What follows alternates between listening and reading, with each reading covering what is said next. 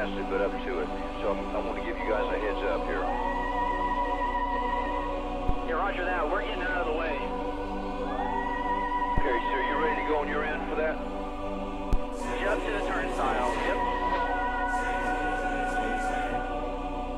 Mike's going to bring them up to the GA up to the turnstiles.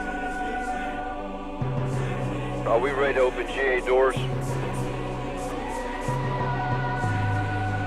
I'm ready at Schiffman's. We got a guard taking a guy to help the lady get the suite, so they'll be there momentarily.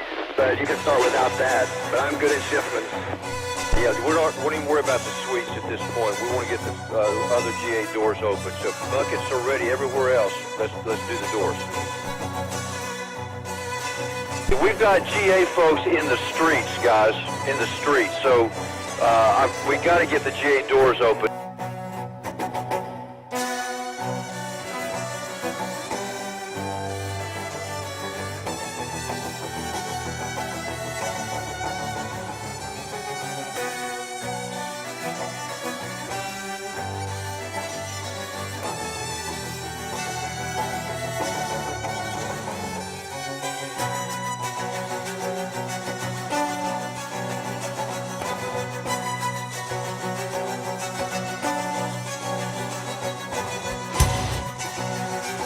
We're ready on the floor. Production's ready.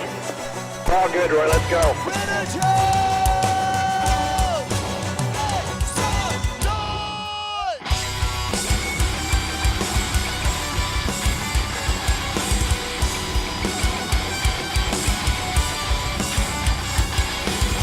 Despite the lies that you're making, your love is mine for the taking. If you'd have told me 4 years ago that I would be playing drums in front of sold out arenas full of people, I would have laughed in your face. Because to me, playing drums in front of people was the most frightening thing I could possibly do. However, through spending time with the Lord, and when I got asked to audition, I originally thought, no, there's no way I could ever do that. But because they had taught me to hear God's voice and to be intimate with Him, I was able to hear God say, I want you to try your best for this, even though all the situation around you looks ridiculous. I want you to try your best. And so I did go forward through just being obedient to God, thinking, okay, God's asked me to do this, so I'm just going to try. And then sure enough, the impossible thing happens, and I get into the band of Skillet, and now I play in front of thousands and thousands of people a night. And if it wasn't for me learning to hear God's voice in that way, this would have never been an option for me.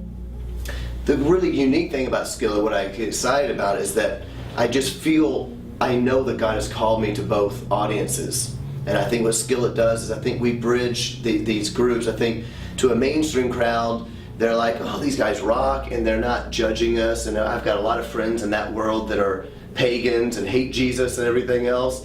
And they're like, I guess, you can have fun and be a Christian. They're okay when you talk about the Lord.